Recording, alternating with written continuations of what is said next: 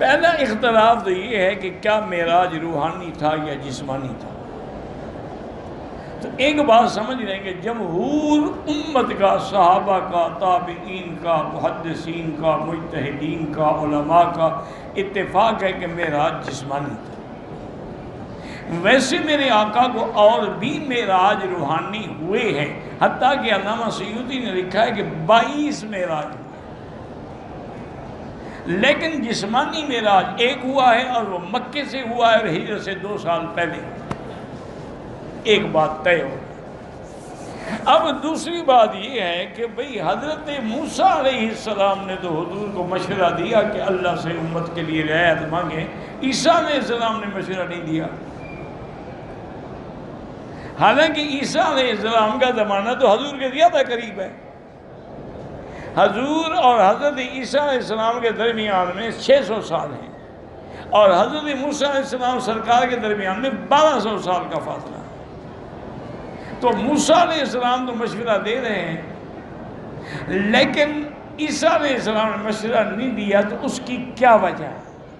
اس لیے یاد رکھیں علماء نے لکھا کہ عیسیٰ علیہ السلام کو تو امت میں کام کرنے کا موقع ہی نہیں ملا، اللہ نے آسمانوں پہ اٹھا لیا۔ جب وہ واپس آئیں گے تو اس وقت وہ تابع ہوں گے شریعت محمد مصطفیٰ صلی اللہ علیہ وسلم۔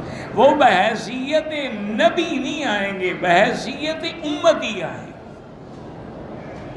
اور حضور پاک کے دین پہ ہوں گے، حضور پاک کے طریقے پہ ہوں گے، اور سب سے اترنے کے بعد پہلی نماز جو ہے امام مہدی کے پیچھے پڑھیں گے، تاکہ دنیا میں واضح ہو جائے کہ میں کوئی نئی نبوت لے کے نہیں آیا ہوں، میں تو حضور کی شریعت کو نافذ کرنے کے لیے آیا ہوں۔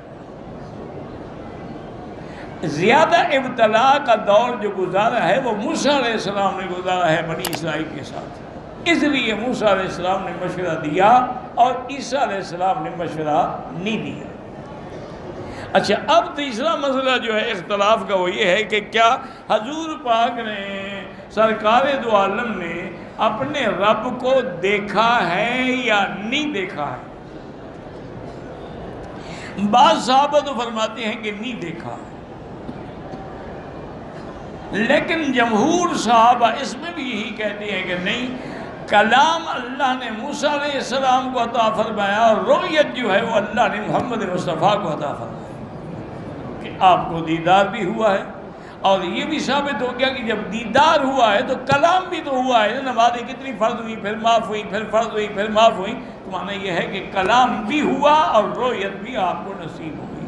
تو حضور صلی اللہ علیہ وسلم کا باقی یہ اختلاف کرنا، جیسے بی بی عائشہ صدیقہ استدلال کرتی تھی کہ جب قرآن کہتا ہے کہ اللہ کو کوئی نہیں دیکھ سکتا، تو حضور نے کیسے دیکھ لیا؟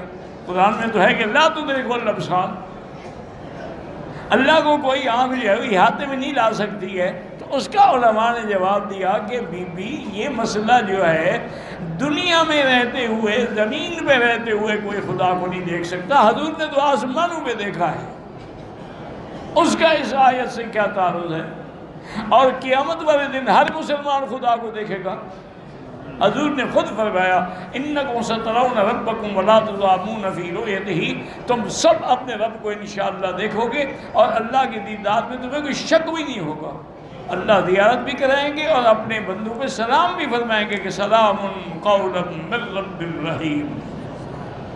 تو اس لیے ہمیشہ یاد رکھیں، تو یہ بھی ثابت ہو گیا کہ معراج جسمانی ہے، یہ بھی ثابت ہو گیا کہ رؤیت ربانی ہے، یہ بھی ثابت ہو گیا کہ موسیٰ علیہ السلام کا چونکہ قوم سے پالا پڑا تھا، اس لیے انہوں نے حضور صلی اللہ علیہ وسلم کو مشورہ دیا ہے، اور حضور صلی اللہ علیہ وسلم کے بار بار کہنے سے یہ بھی ثابت ہو گیا کہ اللہ نے اسی ایک معراج میں حضور کو کئی معراج کرا دیے ہیں۔ کیوں؟ آتے تھے پھر جاتے تھے، آتے تھے پھر جاتے تھے۔ اسی طرح ایک روایت میں یہ بھی آتا ہے کہ حضور صلی اللہ علیہ وسلم جب سدرۃ المنتہا سے فرمایا کہ پھر رف رف آیا۔ رف رف کہتے ہیں جیسے یہ قالین پڑی ہے نا، سجادہ ایک ٹکڑا جیسے قالین کا ہو، میں اس پہ کھڑا ہو گیا، پھر وہ مجھے لے کے چلا اور وہ عرش کے قریب لے گیا۔ تو میں نے دیکھا کہ جبریل علیہ السلام کھڑے ہیں، میں نے کہا جبریل تم بھی چلو میرے ساتھ، انہوں نے کہا بس یا رسول اللہ میری یہاں تک حد ہے۔